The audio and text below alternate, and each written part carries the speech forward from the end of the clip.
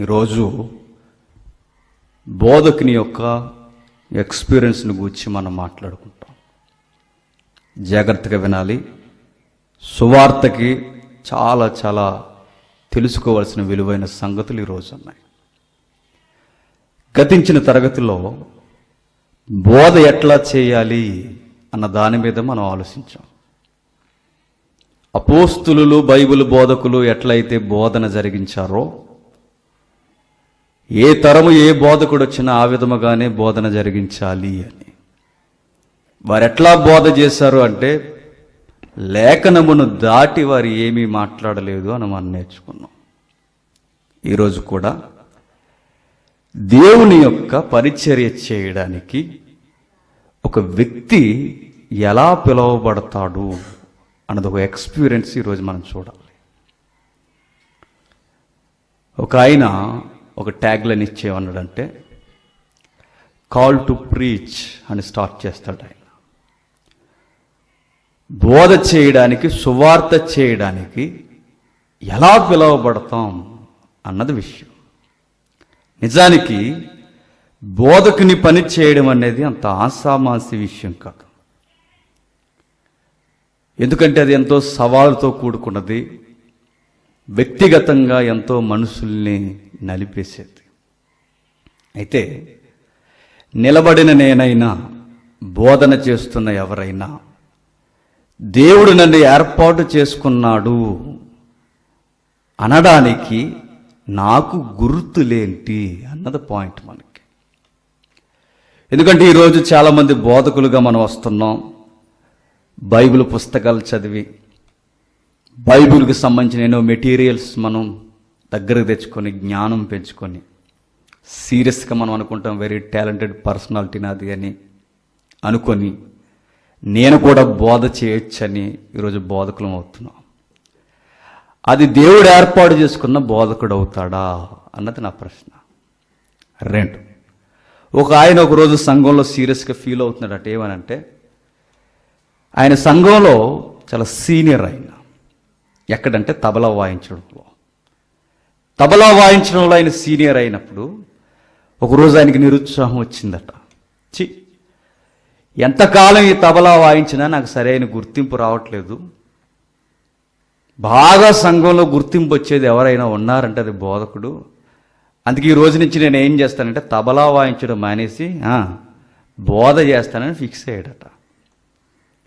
అంటే బోధకి ఎలా వస్తున్నారంటే రకరకాల కారణాల వలన వస్తున్నారు. ఇన్ని కారణాల్లో, ఇన్ని ఒత్తిళ్ళలో, ఇన్ని ఇబ్బందుల్లో, ఇన్ని మనుషుల యొక్క పోకడ రాకడల్లో మనం కూడా దేవుని కొరకు పరిచర్య చేస్తున్నప్పుడు నన్ను నేను పరీక్షించుకోవడానికి నాకు కావలసిన కొలత ఏంటంటే, నేను దేవుని చేత ఏర్పాటు చేయబడిన సేవకుడునా కాదా? ఈ 1 hour లెసన్ మీరు విన్న తర్వాత కొన్ని ప్రశ్నలతో మనం ముగించేసుకుంటే మనకు అర్థమైపోద్ది నేను అవునో కాదు అని. చూద్దాం. ఒక బోధకుడి యొక్క పరిస్థితి ఎట్లా ఉంటుందంటే, ఈరోజు ఎలా వచ్చారయ్యా మీరు బోధకుడు అంటే, మా అమ్మ నాన్న పురాతన కాలం నుంచి సేవకులండి, ఇంక తప్పలేదు మన సొప్పకు వచ్చామంటాం. ఇది ఈరోజు పరిచర్య. మీరెట్లా వచ్చారండి అంటే, నాకు చాలా నాలెడ్జ్ ఉందండి అందుకు వచ్చామంటాం. మీరెందుకు వచ్చారండి అని అడిగితే, సేమ్ నేను ఆయనలాగా ఉండాలనుకున్నానండి అందుకు వచ్చామంటాం. కానీ నిజమైన బోధకుడు మీరు గుర్తుపెట్టుకోండి, నేను ఎప్పుడు బోధకుడిని అవ్వాలని బోధకుడు, నిజమైన బోధకుడు అనుకోడు. ఇదే గుర్తు. మరలా నిజమైన బోధకుడు ఎప్పుడు నేను బోధకుడిని అవ్వాలని అనుకోడు, కానీ అవ్వాల్సి వస్తుంది. అవ్వాల్సిన పరిస్థితులు వస్తాయి. ఆ పరిస్థితుల ముందు ఉక్కిరి బిక్కిరే ఇంకా ఒప్పుకోలేక అతడు గుర్తించింది ఒకే ఒక్కటే, నేను సువార్త చేయాల్సిందే అని. ఒక బోధకుడు తన బోధ చేయడానికి ఎట్లా వస్తాడంటే, తనంతడు తానుగా రాడు, తాను రప్పింపబడతాడు. దేవుడే ముక్కిపిండి ఆ వ్యక్తిని నిలబెట్టుకుంటాడు. ఎలా మనం అంచనా వేయగలమంటే, కొన్ని పరిస్థితులు మనం గుర్తించుకోవాలి. ఎట్లా అంటే, దేవుని వల్ల మాత్రమే నిజమైన సేవకుడు వస్తాడు, దేవుని వల్ల మాత్రమే నిజమైన బోధకుడు వస్తాడు అనడానికి గుర్తులేంటంటే అంతరంగంలో కొన్ని గుర్తులు మనకు కనబడతాయి. చెక్ చేసుకునే వాళ్ళు చెక్ చేసుకోండి మీ అంతరంగాన్ని. అంతరంగంలో బోధకునికి కొన్ని గుర్తులు కనబడతాయి. ఏమిటా గుర్తులంటే, మార్టిన్ లార్డ్ జోన్స్ అనే ఆయన ఈ పరిచర్యలో ఒక బోధకుడు అంతరంగంగా ఎలాంటి పరిస్థితులు ఎదుర్కొంటాడో ఒక లిస్ట్ అవుట్ చేశాడు ఆయన. ఎలా నేను బోధకుడిని అవుతాను, ఎట్లా నేను బోధకుడిని అవుతాను అనడానికి ఆయన ఇచ్చిన గుర్తులు ఏంటంటే, అంతరంగంలో కొన్ని పరిస్థితులు జరుగుతుంటాయట. ఏమిటా పరిస్థితులు అంటే, బాగా వినండి, ఇది ఎక్స్పీరియన్స్ ఉన్న వారికి అర్థమవుతుంది. ఆత్మలో ఒక తెలియని పోరాటం జరుగుతుంది. ఏదో తెలియని ఏడుపు నాలో దోబూచులాడుతూ ఉంటుంది. సేవకుడు సేవకు రావడానికి గుర్తు నేను చెప్తున్నాను. నెక్స్ట్, ఆ పని చేయాలి. ఏ పని? నేను సువార్త చేయాలనే ఆశ ఎంతో ఉంటుంది, కానీ సువార్త చేయలేను. నిజమైన సేవకుడి యొక్క ప్రారంభపు పరిస్థితులు ఎట్లా ఉంటాయి అంటే, ఈ పాయింట్స్ ఆయన కోట్ చేశాడు ఆయన. నిజమే ఇది మనసు పెట్టి ఆలోచించిన వాడికి ఖచ్చితంగా అర్థమవుద్ది. ఆత్మలో తెలియని ఏదో పోరాటం, హృదయంలో ఏదో తెలియని ఏడుపు, లోపల ఇంకా ఏం జరుగుద్దంటే ఆ తెలియని బాధల మధ్య సువార్త చేయాలన్న ఆశ, చేద్దామనుకున్న పరిస్థితులు అనుకూలించవు. ఈ రెండిటి మధ్య ఊగిసలో రాడినా ఏమి చేసినా ఆ బోధకుడికి ఎలా ఉంటుందో తెలుసా? భోంచేసినా ఆ బైబిలు సువార్త అదే గుర్తొస్తూ ఉంటుంది. స్నానం చేసినా అదే ఆలోచనలు ఉంటాయి. ఎక్కడ కూర్చున్నా అవే ఆలోచనలు ఉంటాయి. ఏం చేస్తున్నా తన మనసంతా దేవుని కొరకు చెప్పాలి చెప్పాలి చెప్పాలి చెప్పాలి చెప్పాలనుకుంటాడు, కానీ చెప్పే పరిస్థితులు మాత్రం ఆయనకి సహకరించు. ఇది నిజముగానే ఎంతగా తప్పించిపోతారంటే, వారు ఏం చేసినా పదే పదే అదే గుర్తొస్తూ ఉంటుంది వాళ్ళకి. ఒక రోజు అతనికి అర్థమవుద్ది, ఈ దుఃఖం నుండి నేను ఎలా విడిపింపబడాలి. అప్పుడు ఆయన తీసుకునే నిర్ణయాలు ఎట్లా ఉంటాయంటే, ఏదో ఒక మంచి ఉద్యోగం తెచ్చుకోవడమో, ఏదో ఒక మంచి పని సంపాదించుకోవడమో, ఏదో ఒక ఏదో ఒకటి సంపాదించుకోవడమో, కావలసిన ఉల్లాసవంతమైనవన్నీ చుట్టూ తెచ్చుకోవడమో, అన్నీ తెచ్చుకున్నా ఆయన హృదయంలో ఉన్న ఆ గోస మాత్రం తగ్గుతుంది. ఒకరోజు అతనికి అర్థమైపోతుంది. ఆయనకు అర్థమైపోయింది ఏంటంటే, ఇక సువార్త చేస్తే గాని, బోధ చేస్తే గాని నా హృదయంలో ఉన్న భారం తగ్గదని ఎప్పుడైతే అతనికి అర్థమవుద్దో, ఆ రోజు డిసైడ్ అవుతాడు, ఇక నేను సువార్త చేయాలని. అప్పుడు దొరుకుద్ది అతనికి తృప్తి. ఇదే హృదయంలో దేవుడిచ్చే గుర్తు. ఇవన్నీ నేను నోటి మాటలకు ఎవరు ఎక్స్పీరియన్స్ తెచ్చి నేను చెప్పట్లా, ఇది బైబిల్ భక్తులకు జరిగింది. మరలా నేను చెబుతున్నా, దేవుడు నన్ను సువార్తకు పిలుచుకున్నాడు, ఆయన కొరకు ప్రకటించడానికి నన్ను పిలుచుకున్నాడు అనడానికి నాకు అంతరంగపు గుర్తు ఏంటంటే, హృదయంలో ఏదో పోరాటం, హృదయంలో ఏదో తెలియని ఏడుపు, ఆ ఏడుపు మధ్య ఎటు పోవాలో తెలియని పరిస్థితి, సువార్త చేయాలన్న భారం, ఆ సువార్త చేయాలన్న భారంలో నాకు దారులన్నీ సరి అయిన దారులు కనబడు. ఈ ప్రారంభంలో నేను కూడా ఎదుర్కొన్నా.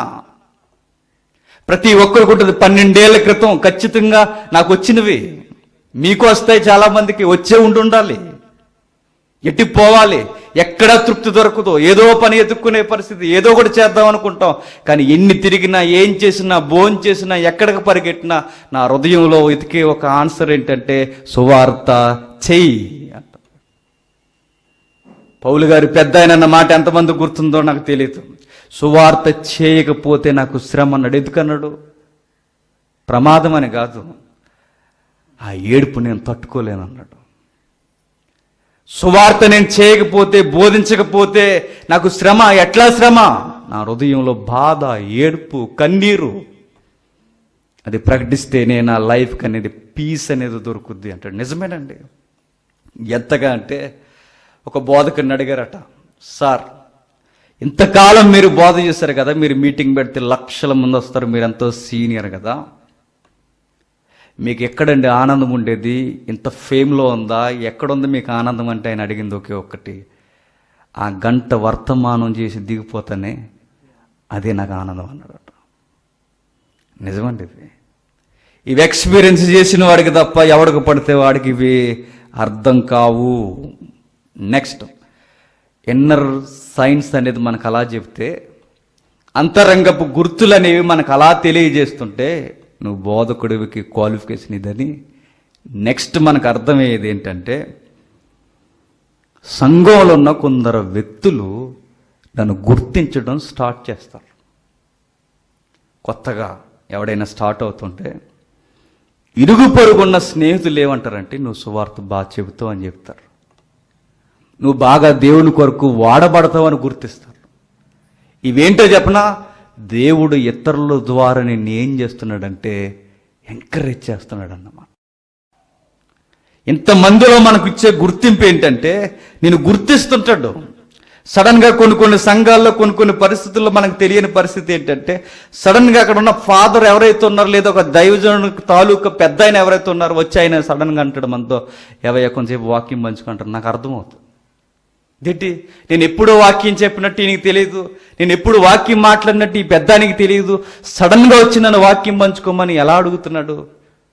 అదే దేవుడు నన్ను ఇతరుల ద్వారా ఏం చేస్తున్నాడంటే ఎంకరేజ్ చేస్తున్నాడు అన్నమాట.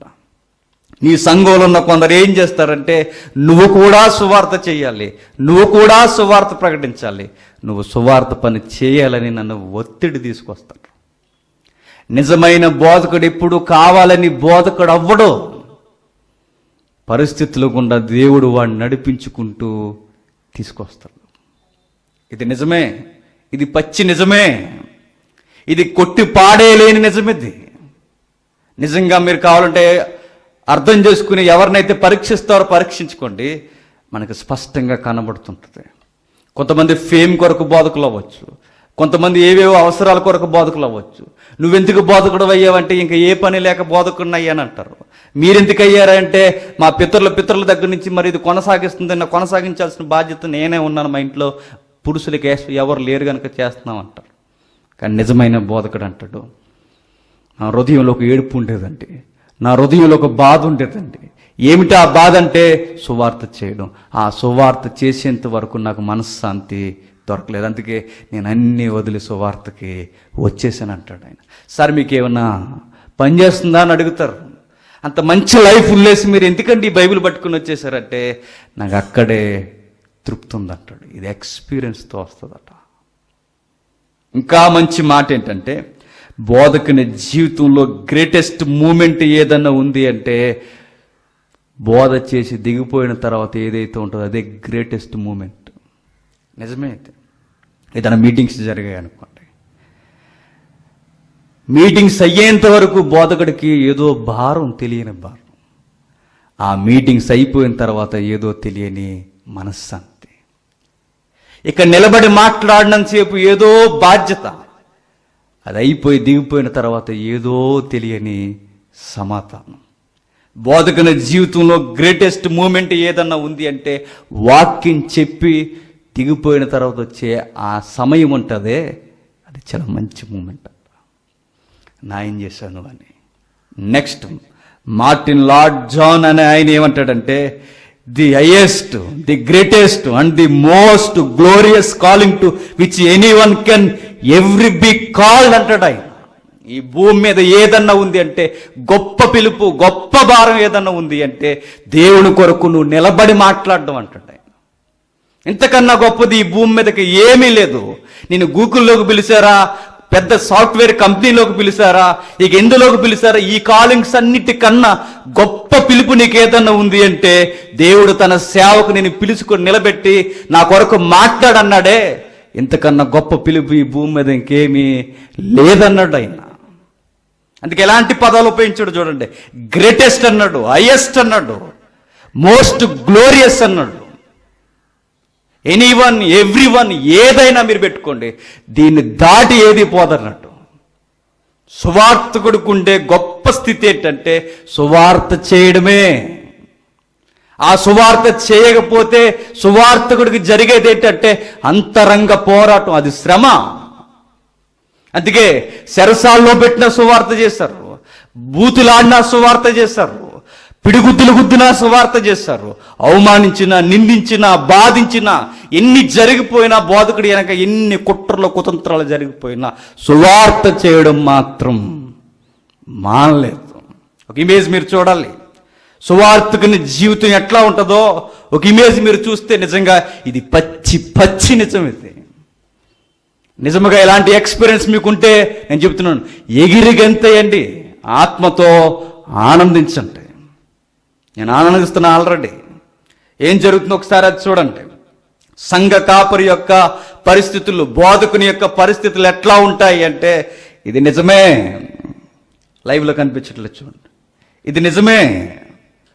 ఫస్ట్ పాయింట్ ఆయన చెప్తున్నాడు, నిరుత్సాహం. అప్పుడప్పుడు బోధకుని కనిపిస్తుంది ఛే అని. నెక్స్ట్ పాయింట్ మనకు కనబడుతుంది, లైవ్లో నాకు కనిపించట్లేదు చదవడానికి. నెక్స్ట్ పాయింట్ నాకు కనబడుతుంది ఒత్తిడి. నిజమే. మరొక మాట చూడండి, గందరగోళం. అర్థం పర్థం ఉండదు ఆ గోలకి. నిజమే. నెక్స్ట్ నమ్మక ద్రోహం. మీకు ఎవరో గుర్తు రావాలి ఇవన్నీ చెబుతుంటే. సెయింట్ పాల్ లైఫ్ హిస్టరీలో ఆయన చెప్పుకున్న టెస్టిమనీలో ఇవన్నీ మనకు కనబడతాయి. నా లైఫ్లో కూడా ఇవన్నీ ఉంటే నేను చెప్తున్నాను, నన్ను దేవుడు పిలుచుకున్నాడని నమ్మే. మరొక మాట, ఆశాభంగము, అడ్డగింపు, గుండెకోత, ఒంటరితనం, మోసగించే స్నేహం, అవమానం, నిందలు, ఇన్ని కత్తులు దాడులు వెనకున్నా బోధకుడు నిలబడంటాడు, ఐఎమ్ హ్యాపీ, నేను చాలా బాగున్నాను అంటాడు. ఎంగేజ్మెంట్గా నేను బాగున్నా, నేను చాలా ఆనందంగా ఉన్నా. నిలబడి మాట్లాడు ఒకే ఒక్క మాట, బోధకుడు వెనక ఎన్ని జరిగినా తన మాత్రం చెప్పేది ఏంటో చెప్పనా, నేను ఆనందంగా ఉన్నాను అంటాడు. నా లైఫ్లో జరుగుతాయండి. ఈ వారంలో, ఈ 2 నెలల్లో నాకు జరిగిన ఒత్తిడి అంతే, ఎంత కాదు. ఎవడో ఫోన్ చేస్తాడు, నెంబర్ ఎలా సంపాదించారో నాకు తెలియదు. మా అమ్మని, మా ఇంట్లో ఉన్నవారిని, నా తండ్రిని, అందరినీ ఫేస్బుక్లో పెట్టారు. పచ్చిబూతులు మాట్లాడి ఇష్టానుసారంగా గలిబిలి చేసేసి మాట్లాడేసి, నేను మాట్లాడింది కూడా రికార్డింగ్ చేసి ఫేస్బుక్లో పెట్టి, చివరికి వాడు అనే మాట, రాజమండ్రిలో ఎక్కడుండో చెప్పరా, చంపేస్తాం వచ్చాను అని ఒకటి అన్నాను, చంపేసి వెళ్ళిపోండాను అంతే. ఇన్ని కత్తిపోట్లు భరించే కన్నా చచ్చిపోవడం చాలా చాలా మిన్న. చంపేసి వెళ్ళిపోండాను అంతే. నన్ను చంపండి, ఎందుకంటే ఈ భూమి మీద బతికే కన్నా చచ్చిపోవడం చాలా ఉత్తమం. ఈ లోకానికి మనం నచ్చం. మనం లేమని అవసరమైతే వాళ్ళ మనం మార్చేయడానికి కూడా చూస్తారు. ఓ పక్కన ఇది జరుగుతుంటే క్రైస్తవ వేత్తలు ఫోన్ చేసి చంపేస్తాను అంటున్నారు. మరొకటి ఏమంటున్నాడు తెలుసా, మా దాని కొరకు ఎందుకు మాట్లాడావు, మా పేరు ఎందుకు ఎత్తావని వాళ్ళు తోటాలుగా పోయి నా ఫీలింగ్ అర్థం చేసుకునే వాళ్ళు తక్కువ, నన్ను నిందించే వాళ్ళు ఎక్కువ. ఏదో మంచిగా నాకు గ్రీటింగ్స్ చెప్పడానికి ఏదో ఫొటోస్ పెడితే దాని మీద అడ్డగోలుగా తిప్పేశారు. ఆ ఫొటోస్ కొరకు నేను కొంచెం ఎక్స్ప్లెనేషన్ ఇస్తే నేనేదో దుర్మార్గున్నట్టు మరలా ఇది క్రియేట్ చేశాను. ఇవన్నీ ఒకే రోజు వచ్చేసాయి. నాకు ఒకే రోజు వచ్చేసరికి నాకు ఫస్ట్ కనిపించింది ఒక్కొక్కటి నిరుత్సాహం. అనిపించింది, నిజంగా అనిపించింది. ఆ తర్వాత నాకు జరిగింది అన్నీ జరుగుతున్నాయి. ఇదేదో నన్ను సపోర్ట్ చేసుకోవడం చెప్పట్లా, నన్ను దేవుడు పిలుచుకునడానికి నాకు ఎక్స్పీరియన్స్ ఉందంటున్నాను ఈరోజు. అడ్డగింపు, నమ్మక ద్రోహం, అన్నీ పౌలు గారు అన్నారు. ఏంటి సార్ మీ ఎక్స్పీరియన్స్ ఏంటంటే, స్వజనుల వలన ఆపదలు అన్నాడు, సహోదరుల వలన ఆపదలు, విశ్వాసులు కాని వారి వలన ఆపదలు, ఇబ్బందులు. చివరికి ఏం జరిగింది పౌలు గారంటే, అన్యాయముగా నేరారోపణలు. కానీ పౌలు అంటాడు, ఈ చెరసాల్లో ఈ చెరసాల్లో కానీ, ఈ సంఖ్యలు కానీ, ఈ అధికారము కానీ, ఈ నమ్మక ద్రోహాలు కానీ సువార్త చేయకుండా నన్ను ఆపలేవు అన్నాడు. నా ధైర్యం అదే. ఇందాక అన్న నిలబడి మాట్లాడుతున్నప్పుడు దేవుడు నన్ను ఎంకరేజ్ చేస్తున్నాను నాకు అర్థమైంది. ఆయన దావీదు గారు గూర్చి నిలబడి మాట్లాడుతూ ఆయన మాట్లాడిన మాటల్లో ఒక మాట అన్నాడు, దావీదుకి అందరూ వ్యతిరేకులే అని. సొంత వారు కూడా ఆయనకి వ్యతిరేకులే. నిజమే, నాకు కూడా, మీకు కూడా, నిజమైన బోధకుడికి ఎవరికైనా అందరూ వ్యతిరేకులే. బోధకునికి మరొక గుర్తు ఏంటంటే, నాకు గనక, బాగా గుర్తుపెట్టుకోండి, ఒక బోధకుడు అనుకుంటాడట, నాకు గనక వాక్యం లేకపోయినా, బోధించే ఈ స్థితి లేకపోయినా, నేను ఏ రోజు ఈ బాధలకు చచ్చిపోదని అంటాడు ఏ బోధకుడైనా. మరి ఎందుకు బతుకున్నావయ్యా అంటే, దేవుడు నా భుజాల మీద పెట్టిన బోధన భారం, అందుకే బతుకున్నామంటారు. నిజమే, నాకు కూడా చాలాసార్లు అనిపించినాయి ఈ మాటలు. సుశాంత్ సింగ్ ఎలా చచ్చిపోయాడు, వాళ్ళ ప్రియురాల కోసం చచ్చిపోయాడేమో కానీ, ఒక బోధకుడు ఎట్లా చచ్చిపోతాడు చెప్పనా? వాడుకున్న ఒత్తిళ్ళు, వాడుకున్న భారాలు, నిజంగా ఆ బాధతోనే చచ్చిపోయే ఆప్షన్ బైబిల్ ఇవ్వలేదు. కానీ నిజంగా ఒకవేళ ఆ సౌలభ్యం ఉండుంటే చాలామంది బోధకులు ఆత్మహత్య చేసుకొని చచ్చిపోతారు. నిజముగా బోధకుని జీవితంలో ఎన్నో జరుగుతాయి. దేవుడు నన్ను పిలుస్తున్నాడని నాకు అర్థమవుతూ ఉంటుంది. ఇప్పుడు చూద్దాం ఈ ఎక్స్పీరియన్స్ సంబంధించిన ఎక్స్ప్లెయిన్స్ ఇప్పుడు వరకు మనం విన్నాం. దీని ఒక్కసారి ఎవరి లైఫ్లో ఉన్నాయి బైబిల్లో అంటే, ఎస్ ఉన్నాయి. ఎవరైనా చూద్దాం ఒకసారి. ఇర్మియా గ్రంథం మొదటి అధ్యాయం. కొంచెం ఇర్మియా గ్రంథం మొదటి అధ్యాయం మొదటి వచనం నుంచి. బెన్యామీను దేశమందలి అనాతోతులో కాపురమున్న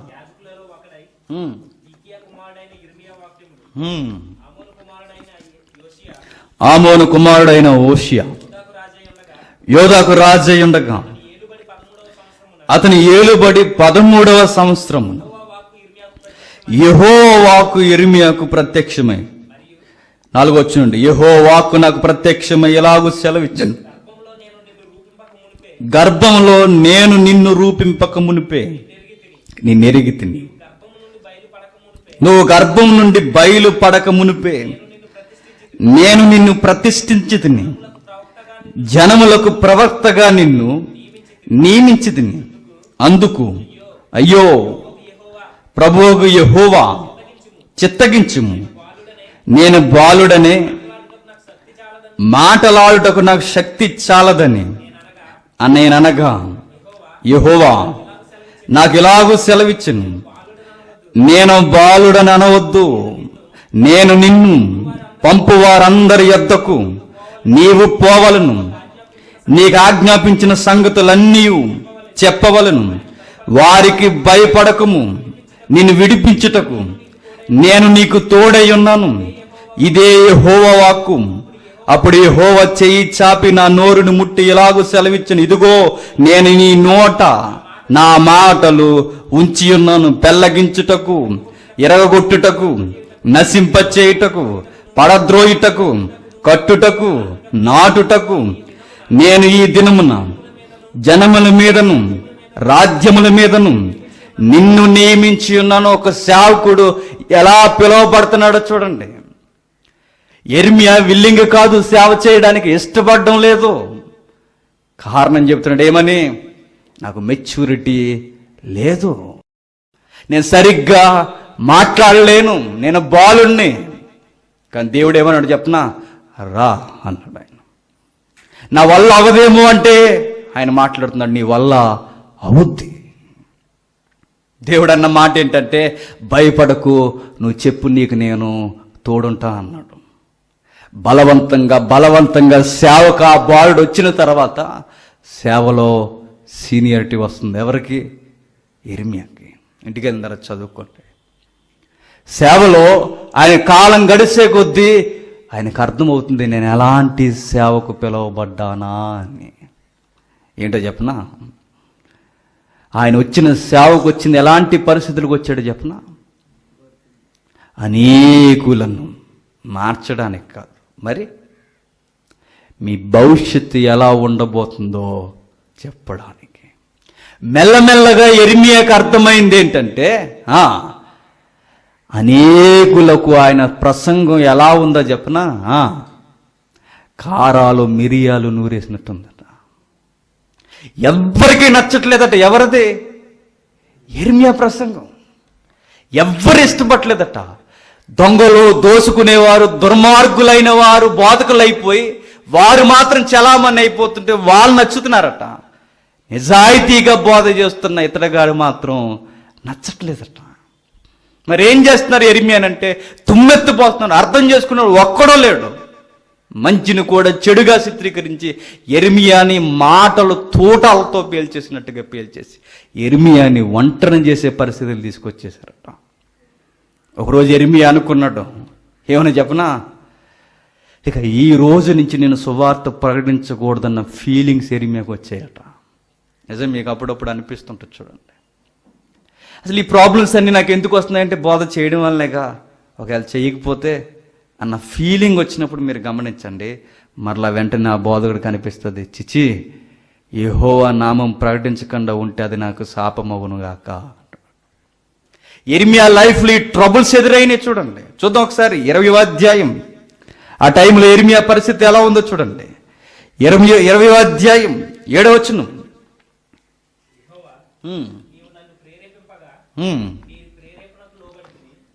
నీ ప్రేరేపణకు లోబడితిని, నీవు బలవంతము చేసి నన్ను గెలిచితివి. నేను దినమెల్లా నవ్వులు పాలైతిని, అందరూ నన్ను ఎగతాళి చేయుదురు. ఏలయనగా నేను పలుకున్నప్పుడెల్లా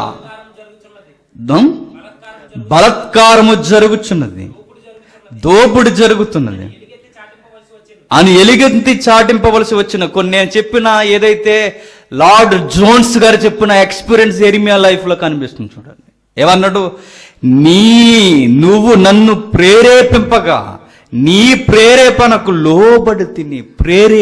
ప్రేరేపణ నిజమైన బోధకుడికి హృదయంలో ఉండేది ఏంటి చెప్పనా, ప్రేరేపణ. ఒత్తిడి, ఏదో తెలియని వేడుపు. ఆ ఏడుపు అర్థం ఏంటో ఒక రోజుకి అర్థం అవుద్ది, ఆత్మల భారం అని. ప్రకటించి వెళ్ళి రా నా కొరకు, మాట్లాడు నా కొరకు. ఎరిమియాకి దేవుడిచ్చిన గుర్తేంటంటే హృదయంలో ప్రేరేపణ. ఇది నిజమే, ఒకవేళ అది నీకు జరుగుతుందా, దేవుడు నిన్ను సేవకు పిలుస్తున్నాడు. ఎక్కడి నుండో స్వరం వినబడటమో ఏదో జరగడమో అవన్నీ నాకు ఎక్స్పీరియన్స్ ఉన్నాయి, అవి మీరు నమ్మండి అని నేనేం చెప్పట్లేదు. కానీ ఒకటి మాత్రం నేను చెప్తున్నాను, హృదయంలో ఒక పిలుపు నీకు కనబడుతూ ఉంటుంది. ఆ హృదయంలో నీకు కనబడే పిలుపు ఏంటంటే హృదయంలో తెలియని ప్రేరణ. నడు నడు నడు నడు అని నన్ను గెంటుతూ ఉంటుంది. ఎక్కడికో వెళ్ళిపోయి ఉద్యోగం చేసుకోవాలనుకుంటాను, మనసు అంతా అక్కడ ఉండదు నాకు. ఎక్కడో ప్రశాంతంగా ఉండాలనుకుంటాను, ఉండలేను అక్కడ. నేను ఏదో ఒక పని చేయాలనుకుంటాను, నా పని బాగానే ఉంటుంది, కానీ నాకు ఉండబుద్ధి. ఇవన్నీ చేస్తున్నప్పుడు నన్ను ఎక్కడికో గెంటుతున్నట్టు ఆ చివరికి నేను లొంగిపోయేది ఏంటో చెప్పనా, ఇక నేను అరెస్ట్ అయిపోయానని సువార్త చేయడం స్టార్ట్ చేస్తా. ఇది బోధకుని యొక్క అడుగులు ఎట్లా పడతాయి. ప్రేరేపించి నీవే ప్రేరేపించి నన్ను లోపరుచుకునేలా చేసితివి. బలవంతము చేసి నన్ను గెలిచితివి. ఎట్లా బలవంతం చేశాడు, నువ్వు లొంగకపోతే చెబుతున్నాడు దేవుడు. నువ్వు దేవుడు పిలుస్తున్నప్పుడు నీ హృదయం ద్వారా లొంగకపోతే పరిస్థితుల ద్వారా ముక్కిపిండి మరీ లొంగ తీసుకు. ఎందుకంటే నువ్వు కావాలి ఆయనకి. ఆయన పిలుస్తాడు, ఆయన కాల్ టు ప్రీచ్, రా సువార్తకు రా. ఆ సువార్తకు ఆయన పిలుచుకోవడానికి నీ ముక్కు ఎలా పిండాలో ఆయనకి బాగా తెలుసు. పిలుపు అనగానే పిలుపుందంటే అర్థమయ్యేడోకి అర్థమవుద్ది నాకు పిలుపుందని. పిలుపుందా అంటే ఏవో చెప్తారు, నేను అంటున్నాను బైబిల్ అర్థం, ఎస్ ఈ ఒత్తుళ్ళన్నీ నీకుంటే నీకు పిలుపుంది. దేవుడు నన్ను పిలిచి నన్ను బలవంతం చేసి నన్ను గెలిచితివి. నేను దినమెల్లా నవ్వులు పాలైతుని. నేను దేవుని చేత పిలవబడ్డానికి మరో గుర్తు ఏంటంటే నవ్వులు పాలైపోతాం. క్రైస్తవుడు బోధకుడికి ఉండే అత్యధికమైన క్వాలిఫికేషన్ ఏంటో చెప్పనా, మంచి చేసి ముఖం మీద ఉమ్మేయించుకోవడం. మంచిగా ఉన్నా మనకు జరిగేది ఏంటి, అన్యాయం, నవ్వులు పాలైపోతామట.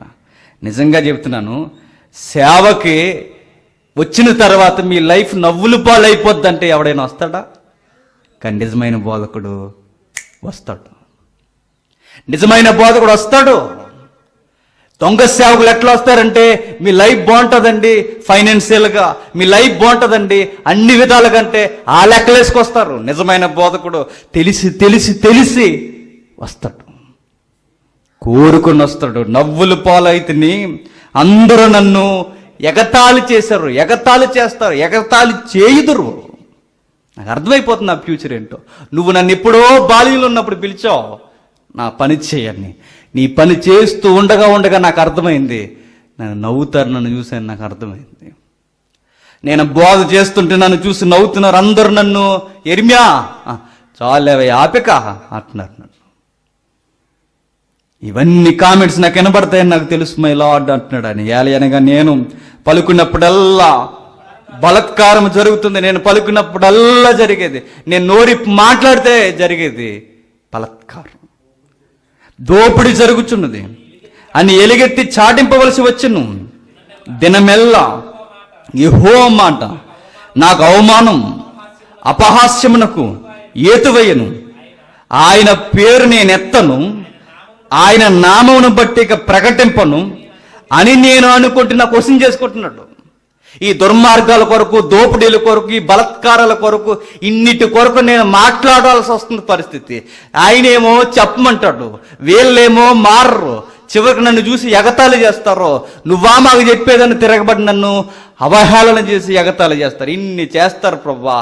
నాకు అప్పుడప్పుడు అనిపిస్తుంది నా మనసులో, ఆయన పేరు ఇక నేను ఎత్తను. నేను ఎందుకు మాట్లాడాలి? ఈయన పేరు ఎత్తడం వల్లే కానీ అందరికీ యాంటీ అవుతున్నాను. అది ఈయన పేరు ఎత్తకపోతే నా లైఫ్ నాదే అనుకుంటాను నేను.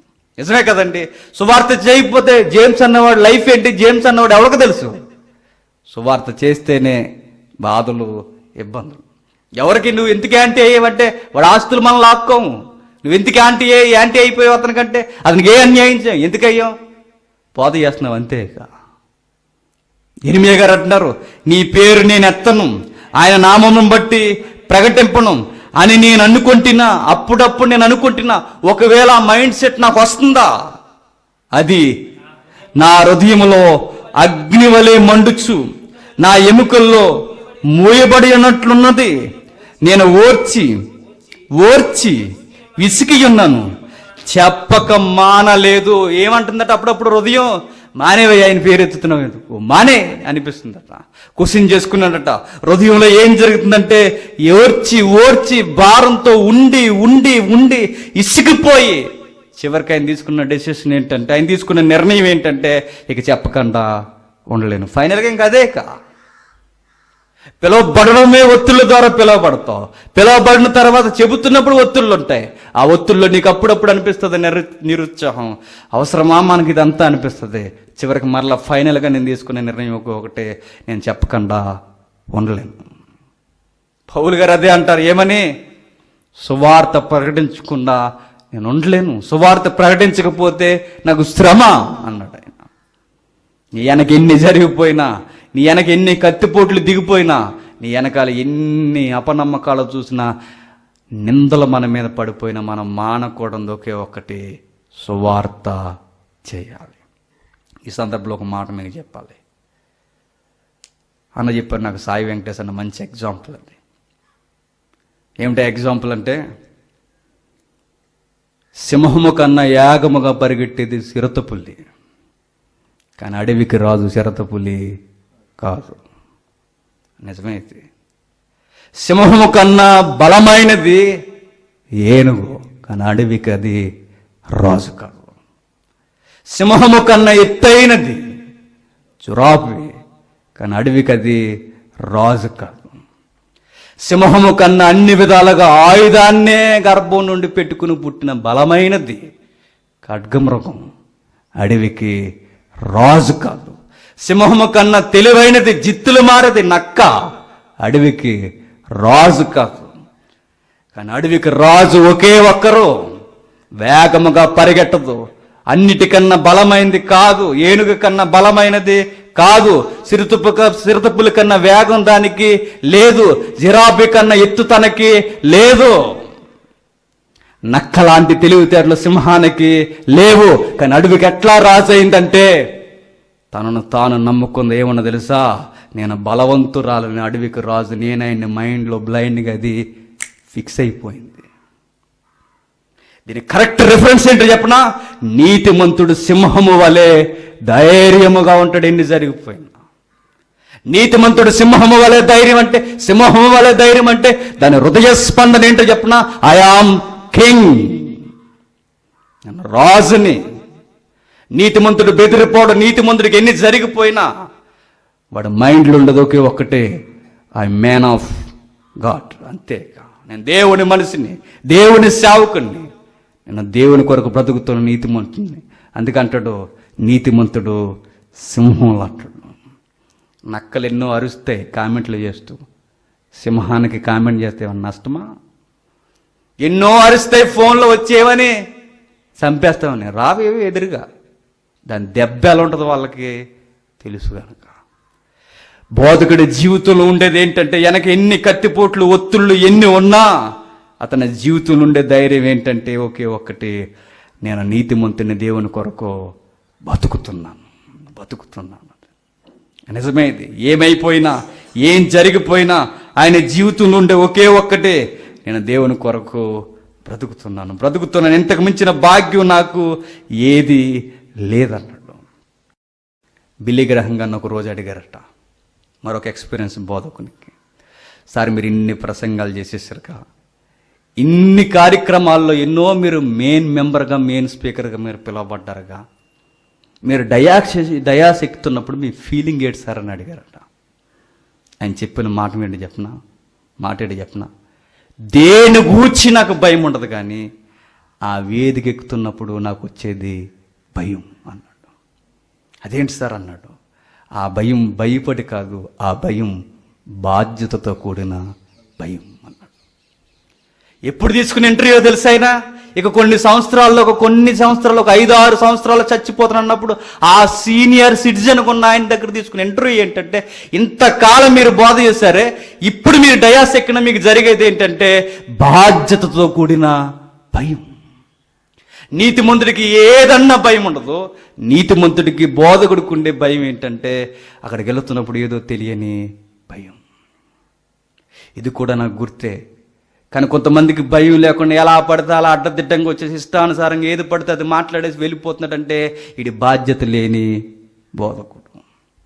ఏం మాట్లాడుతున్నాడో అర్థం తెలియకుండా, ఏం చేస్తున్నారో అర్థం తెలియకుండా, అర్థం లేని కాలయాపన చేస్తున్నవాడు మీకు అదే గుర్తు, వాడు సరి అయిన బోధకుడు కాడు.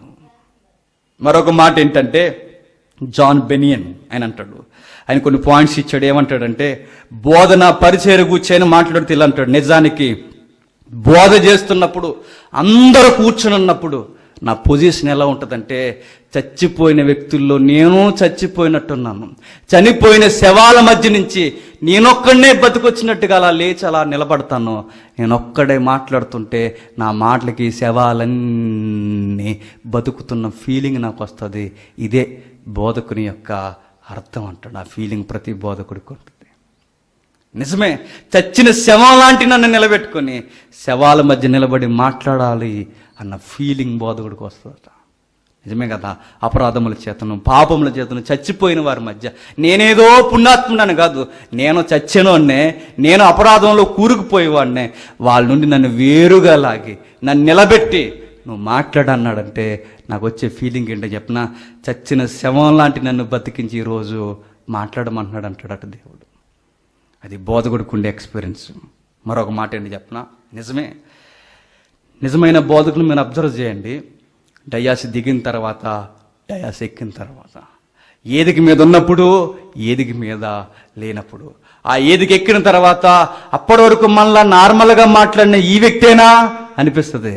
ఆయన అంటున్నాడు, జాన్ బెనియన్, ఏదికి ఎక్కిన తర్వాత నాకు ఏం జరుగుద్దంటే నాలో ఒక జ్వాల మండుతున్న ఫీలింగ్ నాకు కనబడుతూ ఉంటుంది.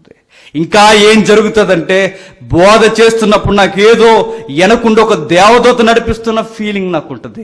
ఇన్ని ఒత్తుళ్ళు నాకుంటాయి.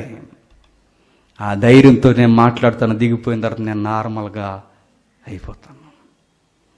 నిజమైన బోధకుడికి ఎక్స్పీరియన్స్ ఇన్ని ఉంటాయా అంటే ఎస్, ఇన్ని ఉంటాయి. నిజమైన బోధకుడు ఎప్పుడు కావాలని అతడు బోధ చేయడానికి రాడు. మీరు కావాలంటే చూడండి, మోసే గారు ఉన్నాడు. ఆయన ఒకప్పుడు అనుకునేవాడట, నేను చాలా తెలివైన వాడిని, ఐగుప్తి సకల విద్యల్లో నాకు పాండిత్యం ఉంది, నేను బాగా పనికొస్తాను అనుకున్న టైంలో దేవుడు అతన్ని పిలుచుకోలేదు. ఎప్పుడు పిలుచుకున్నాడు చెప్పిన నిజమైన నాయకుడిగా బోధకుడిగా ఆయన్ని? నేను వేస్ట్ అనుకున్నప్పుడు అప్పుడు మోసేని పిలుచుకున్నాడు. నిజమైన బోధకుడు కావాలని రాడు, దేవుడు రప్పించుకుంటాడు, ప్రేరేపిస్తాడు, లొంగ తీసుకుంటాడు, తీసుకొచ్చి నిలబెట్టుకుంటాడు, నిలబెట్టి మాట్లాడమంటాడు. పౌలు గారిని చూడండి, పడగొట్టి నిలబెట్టాడు. ఎవరిని? పౌలు గారిని. ఎందుకు? అనేకులను నిలబెట్టడానికి. మీరు ఎవరిని చెక్ చేయండి, బైబిల్ బోధకుల్ని, వారు ఎప్పుడు కావాలని విల్లింగ్తో రాలేదు. వారి పరిస్థితుల్లోంచి ఒప్పుకొని తప్పక మేము పాపాత్ములను ఒప్పుకున్నారు. పీటర్ లాంటి వారు మేము ఏం చేయాలనుకున్నారు, వచ్చేసారు సేవకంటే. అప్పుడు వారికి దొరుకుద్ది. ఈ సేవ చేస్తుంటే మీ మీద నిందలు పడుతున్నాయే, ఈ సేవ చేస్తుంటే మిమ్మల్ని కొడుతున్నారే, ఈ సేవ వల్ల మీరు ఇలా నవ్వులు పాలైపోతున్నారే, ఎందుకయ్యా ఇవన్నీ మీకంటే? సార్ మీకు ఒక విషయం చెప్పిన, ఈ సేవలో చచ్చిపోవడం కూడా మాకు చాలా ఆనందం సార్ అని చెప్తారు. నిజమేనా? ఆది సంఘం అలానే చెప్పిందంటే అలానే చెప్పింది.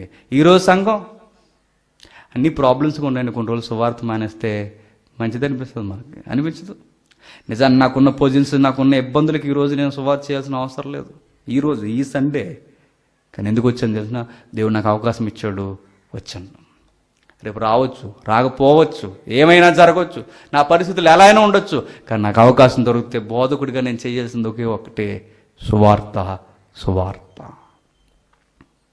శిష్యుల్లో ఎవరినైనా మీరు తీసుకోండి, ఆ 12 మంది డిఫరెంట్ క్యారెక్టర్స్ వారివి.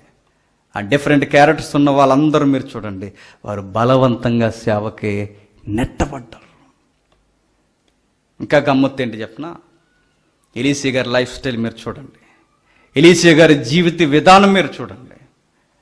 ఎక్కడో వ్యవసాయం చేసుకుంటున్నాడు చక్కగా ఆయనకంటూ ఈ రోజుల్లో మాట్లాడుకున్నట్టుగా ఆయనకు ట్రాక్టర్ ఉంది, అయ్యా ఎడ్లు, అవన్నీ అమ్మి పాడేసి అవన్నీ వదిలేసి ఆయన ఎంతగా పరిచర్యకు వచ్చేసాడంటే, ఇటుగా ఈ ప్రయాణం నుండి వెళ్ళి అయినా ఎప్పుడైనా మనసు మారి మరలా వెనక్కి రావాల్సి వస్తుందేమో అని ఆయన ఏ ప్రయాణం చేసిన బ్రిడ్జి ఏదైతే ఉందో ఆ బ్రిడ్జిని ఆయనే కూల్చేసుకున్నాడు. ఇది పోలిక.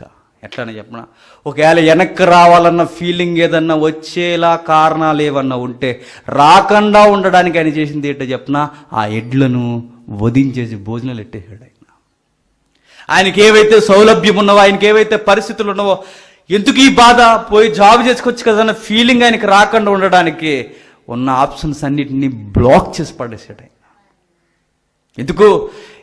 నాగిటి మీద చెయ్యేసిన వాడు మరలా వెనక్కి రాకూడదని ప్రతి ఒక్కడికి అర్థమైనప్పుడు ఇంక వెనక ఏం జరగపోయినా రాకూడదని తన మైండ్లో ఫిక్స్ అయిపోతాడు. ఇక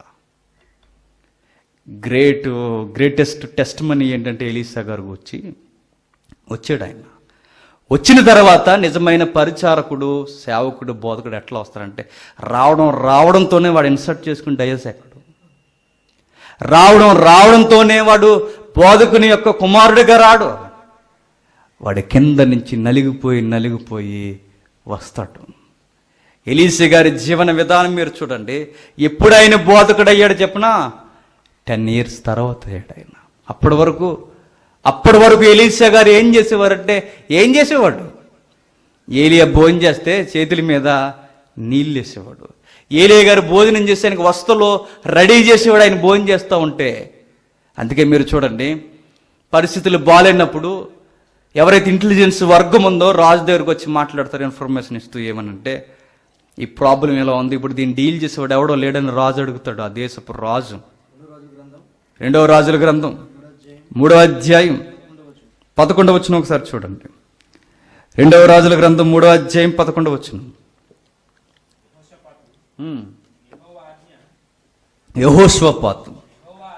యెహోవా ఆజ్ఞ ఇతని ద్వారా మనకు దొరికినని ఇశ్రాయేలు రాజును యెహోషాపాతును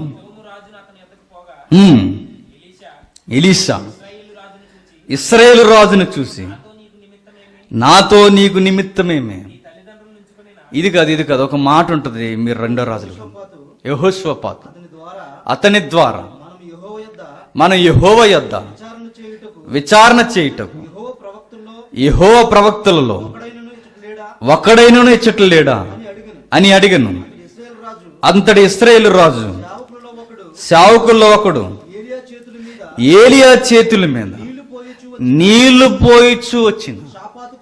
షాపాతు కుమారుడైన ఎలీషా ఇక్కడున్నాడని చెప్పగా, ఎంత బాగుందో చూడండి అన్నమాట. అప్పటికే ఏలియా యొక్క ప్లేస్ని భర్తీ చేసిన వాడు ఎవరు? ఎలీషా. రెండింతలు. యొర్దాను నదిని పాయలు చేసిన వాడు ఎలీషా. జాడ్యాన్ని వదిలించిన వాడు ఎలీషా. మొదటి అధ్యాయానికి ఈ రెండు మూడు అధ్యాయాలకి కాల వ్యవధి 10 ఏళ్ళు. లెక్కలేసుకొని కావాలంటే ఇంటికి పోయి ఆ 10 ఏళ్ళు కాలం దాటి ఇన్ని వండర్స్ ఏలియాను తలపించేలా బతుకుతున్నా, ఎన్నో వండర్స్ ఎలీషా చేస్తున్నా. ప్రజలకు గుర్తిండిపోయింది ఏంటంటే ఎలీషా కొరకు ఎవరున్నారు ఈ పరిస్థితిని చక్కదిద్దడానికంటే అక్కడ రాజు ముంగిటిస్తున్న ఆయన గూర్చిన సమాచారం, హక్కు ఏంటి చెప్పండి? ఏలియా చేతుల మీద నీళ్లు పోయిచూ వచ్చేవాడు ఒకడు. అంటే ఎలీషా కొరకే పబ్లిక్లో గుర్తుండిపోయింది ఏంటంటే చెప్పండి, పరిచారం బాగా చేశాడని గుర్తుండిపోయింది. చూడండి, ఒక బోధకుడికి గుర్తింపులు ఏంటంటే రావడంతోనే రాడు. అతడు కింద ఎన్నో పనులు చేసి చేసి చేసి ఆ అబ్బాయినా ఆ సంఘంలో పనిచేసేవాడు. అతడే ఇతను బోధ చేస్తున్నాడు, అతడే. ఆ అబ్బాయినా ఆ రోజు అక్కడ పని చేసేవాడు, ఆ అబ్బాయే. మరి అన్ని మాని ఈరోజు ఆ పనుల గుండా అతడు ఎదిగాడు బోధకుడుగా. చార్లెస్ స్పర్జన్ గారు ఎలా అంటారు, ఏమని చెప్పనా? బోధకుడా, వాక్యం చెప్పే నీవు ఏ పనైనా నువ్వు బాగా చేస్తున్నావంటే ఇక నువ్వు వాక్యం చెప్పకన్నాడు. మీకు అర్థమైందో లేదు? అర్థమవు ఇలాంటి విషయాలు అంత ఈజీగా. చార్లెస్ స్పర్జన్ గారు ఎలా అన్నారు, ఏమని చెప్పనా? బోధకుడా, నువ్వు వాక్యం చెప్పే పని కన్నా ఇక ఏ పనైనా నువ్వు బాగా చేస్తున్నావంటే ఇక వాక్యం చెప్పకన్నాడు. ఎందుకు? నువ్వు ఈ పని కన్నా నువ్వు ఆ పనే బాగా చేస్తున్నావు. ఎందుకు? నీకు ఇంట్రెస్ట్ లేదని నీకు అర్థం అవ్వాలి. బోధ పని నువ్వు న్యాయం చేయకుండా మరొక పని నువ్వు న్యాయం చేస్తున్నావంటే నువ్వు బోధకుడిగా వేస్ట్.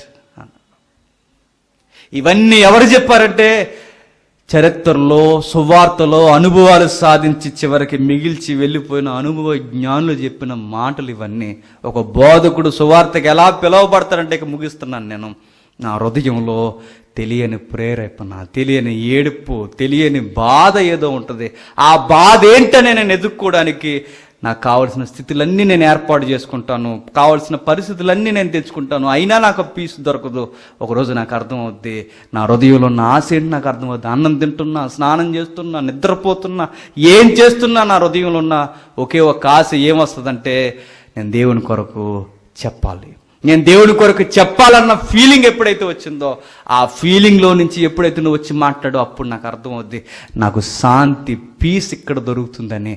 దాని కొరకు నేను అన్నీ వదిలేసుకుంటున్నాను. నెక్స్ట్ నాకు ఎలా అర్థమవుతుంది నేను దేవుని చేత పిలువపడ్డానంటే, ఇంతమందిలో నేను కొంతమంది విశ్వాసులు వచ్చి నువ్వు బాగా చెబుతారో, నువ్వు బాగా చెప్పగలవు, నువ్వు దేవుని పని చేయగలవు, నువ్వు ఉపయోగపడగలవు అని ఇతరులు వచ్చి ఏ సందర్భం లేకుండా నీతో మాట్లాడుతున్నారంటే దేవుడు వాళ్ళ ద్వారా నీతో మాట్లాడుతున్నాడు. నెక్స్ట్ నాకు ఇంకా అర్థమయ్యేది ఏంటంటే, పరిచర్య గుండా నేను ఎదుగుతూ ఉన్నప్పుడు దేవుడు నన్ను ఏర్పాటు చేసుకున్నాడని నాకు అర్థం అవుతుంటుంది. ఇక చివరిగా ముగించే ముందు, నిజమైన బోధకుడికి హృదయంలో ఎప్పుడు ఉండేది ఏంటంటే, నేను సరైనోడిని కాదు, అయినా నేను దేవుని బోధ చెయ్యాలని అర్థం అవుతాడు. యెషయా గారు అప్పటి వరకు నాకేంటిలే అనుకునేవాడట, నేను బాగానే ఉన్నానులే అనుకునేవాడట, నేను మంచోడిని, మంచి పనులు చేస్తాను అనుకున్నాడట. ఒకరోజు దేవుని యొక్క హృదయ స్పందన దర్శన రీతిగా ఎప్పుడైతే అర్థమైపోయిందో ఆయనకి వెంటనే అర్థమైపోయింది ఏంటి చెప్పండి, నేను పాపిని అన్నాడు. ఎవరు? యెషయా. నేను పాపినని ఒప్పుకున్నాడు. పాపినని ఒప్పుకొని యెషయా చేసిన పని ఏంటంటే చెప్పండి, ఏంటి? నీ కొరకు నేను బయలుదేరతా అన్నాడు. నీ కొరకు నేను బయలుదేరతాను, నీ కొరకు నేను బయలుదేరతాను. యెషయా ఒప్పుకున్నదేంటి? చేసే పని ఏంటి? ఆయన ఒప్పుకున్నది ఏంటంటే నేను పాపినని ఒప్పుకున్నాను. బోధకుల్లో గుర్తుపెట్టుకోండి, ఏ బోధకుడు ఖచ్చితమైన మనుషుడు కాదు, అందరూ మనుషులు లాంటి వాడే బోధకుడు కూడా. బోధకుడు అవడానికి క్వాలిఫికేషన్ ఏంటంటే ఐఎమ్ సిన్నర్ అని ఒప్పుకొని, ఎప్పుడైతే ఒప్పుకున్నవాడు నిలబడి చేసే పని ఒకే ఒక్కటి. ఏమిటా పని అంటే, నేను బోధ మాత్రం చేయాలి. అలా యెషయా కానీ ఎవరైనా మీరు చూడండి, బైబిల్ బోధకులు, బయటున్న బోధకులు మనకు నిజమైన బోధకులను ఎలా గుర్తిస్తామంటే, వారి హృదయంలో ప్రేరణ ప్రేరణ ప్రేరణ. అందుకే సేవకుని యొక్క జీవితం ధన్య జీవితం. పోయిన వారం ఒక మాట నన్ను కన్నీళ్లతో, బోధకుని యొక్క స్థానం ఎలాంటిదంటే, దేవునికి ఉన్న కుమారుల్లో జ్యేష్ఠ కుమారుడు యేసుక్రీస్తు అయితే, ఆ జ్యేష్ఠ కుమారుడు సర్వానికి సృష్టికర్తగా పిలువబడిన ఆ యేసుక్రీస్తు భూమి మీదకి వచ్చి చేసిన పని ఏంటంటే బోధ. దేవుని కుమారుడు భూమి మీదకి వచ్చి చేసిన పని బోధ. బోధ అనే స్థానం ఎంత గొప్పదో మనకు అర్థం అవ్వాలి. అలాంటి బోధ చేసే స్థానంలో యేసుక్రీస్తుని నిలబెట్టుకున్నాడంటే దేవుడు, అది ఎంత గొప్ప స్థానం. అలాంటి స్థానంలోనికి నన్ను పిలిచి నన్ను కూడా మాట్లాడమన్నాడంటే నాకెంత గొప్ప స్థానం ఇచ్చాడో ఒకసారి ఆలోచించండి. ఇది నీకు అర్థమైతే బయట నువ్వు బోధకుడురా అని అడిగినా నువ్వు అనుకోవాలి, ఎస్ నేను బోధకుడినే అని. మనం ఒప్పుకోవాలి. వాళ్ళు ఒప్పించేదేంటి, వాళ్ళు ఇచ్చేదేంటి సర్టిఫికేట్. మనకు అర్థమైంది, నన్ను దేవుడు బోధకుని స్థానంలో ఉంచాడు. చాలామంది చేసే తప్పుడు వ్యాఖ్యానాలు ఏంటంటే, నువ్వు ఇంకా సేవకు రావేటయ్యా అంటే, ఇంకా రావే, అన్ని వసతులు ఉంటాయి, అన్నీ చక్కగా ఉంటాయి, అతనికి అర్థమైంది సేవ చేయాలని. మరి ఇంకా ఎందుకు రావంటే, ఇంకా ఏదో సంపూర్ణం కావాల్సి ఉందట, అది అయ్యకు వస్తాడట. గుర్తుపెట్టుకో, మనుషులమైన మనం ఇప్పటికీ సంపూర్ణం కాలేం, అది చస్తే తప్ప.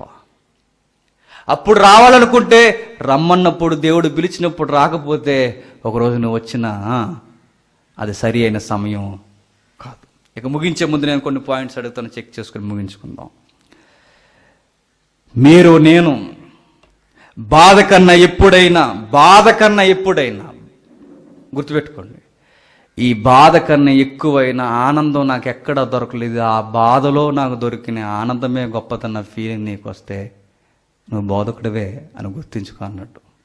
మరొక మాట, ఎప్పటి వరకు ఏదైనా నీకు నచ్చిందంటే, నాకు అన్నిటికన్నా నచ్చింది ఏంటంటే దేవుని మాటలు చెప్పడమే అన్న తృప్తి గుండెల్లో నుంచి నువ్వు నిజంగా మాట్లాడగలిగితే నువ్వు సరి అయిన బోధకుడివే.